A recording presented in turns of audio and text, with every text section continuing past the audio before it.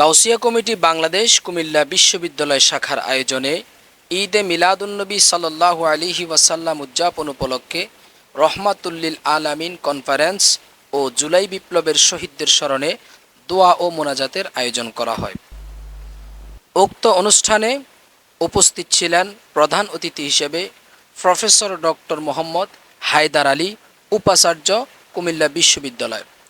উক্ত অনুষ্ঠানে বিশেষ অতিথি হিসেবে আরও উপস্থিত ছিলেন professor doctor Mohammad Sulaiman, treasurer, Comilla বিশ্ববিদ্যালয়, professor doctor Mohammad Abdul Hakim, proctor, Comilla বিশ্ববিদ্যালয়, মোহাম্মদ জসিম উদ্দিন, সহকারী অধ্যাপক, ফিন্যান্স ও ব্যাংকিং বিভাগ, কুমিল্লা বিশ্ববিদ্যালয়, কাজী এম আনিসুল ইসলাম, সহকারী অধ্যাপক, গণযোগাযোগ ও সাংবাদিকতা বিভাগ, কুমিল্লা বিশ্ববিদ্যালয়, নূর মোহাম্মদ রাজু, সহকারী অধ্যাপক, বাংলা বিভাগ, কুমিল্লা বিশ্ববিদ্যালয়, মোহাম্মদ মোর্শেদ আলম মজুমদার, সাধারণ সম্পাদক, গাউসিয়া কমিটি বাংলাদেশ, কুমিল্লা জেলা।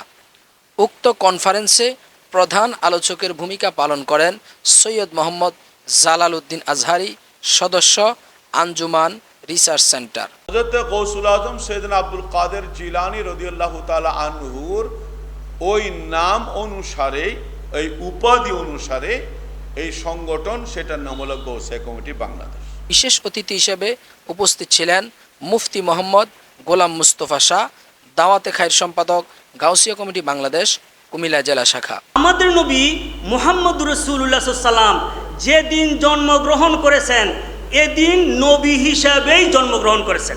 মিলাদুন নবী সাল্লাল্লাহু আলাইহি ওয়াসাল্লাম যদি না হইতো, তাহলে রাসূল সাল্লামের মেরাজুন নবী, সলাতুন নবী, সিয়ামুন নবী, কালামুন নবী, হাদিসুন নবী যত রয়েছে কোনো কিছু হইতে পারে না। জন্য আমি গাউসিয়া কমিটি কুমিল্লা বিশ্ববিদ্যালয় শাখাকে অনুরোধ করব, মিলাদুন নবী সাল্লামের মাসের পরে সিরাতুন নবী একটা অনুষ্ঠান করার প্রয়োজন রয়েছে।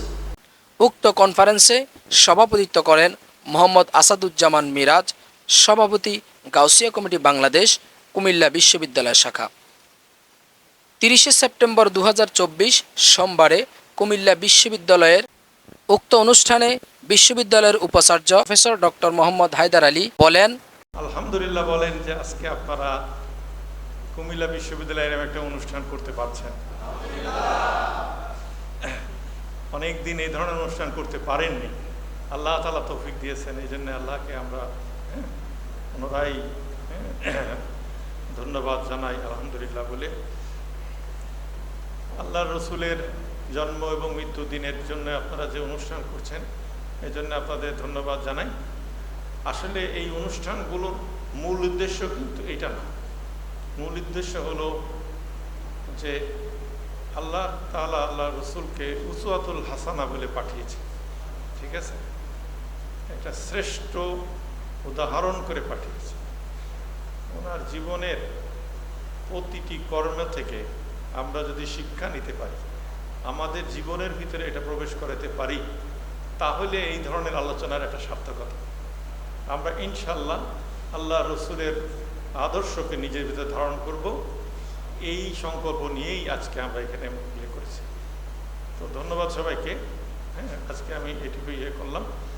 আপনাদের আমার থাকলো, সহযোগিতা থাকলো, দোয়া থাকলো, আপনাদের অনুষ্ঠান সাকসেস হোক, এই দোয়া করি। ধন্যবাদ।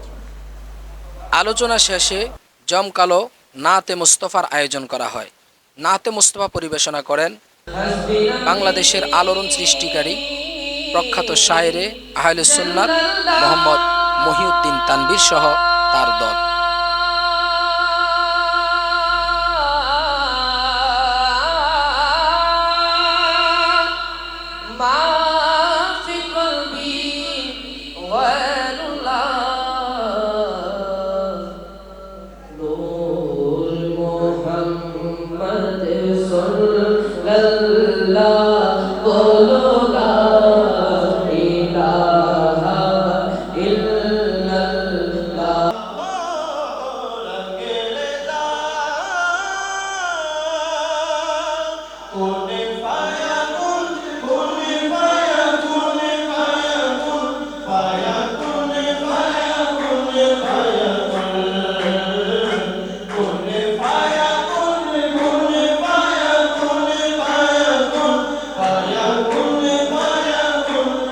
সুন্দর পরিবেশনার মাধ্যমে মুনাজাতের মাধ্যমে এই কনফারেন্স সমাপ্ত হয়।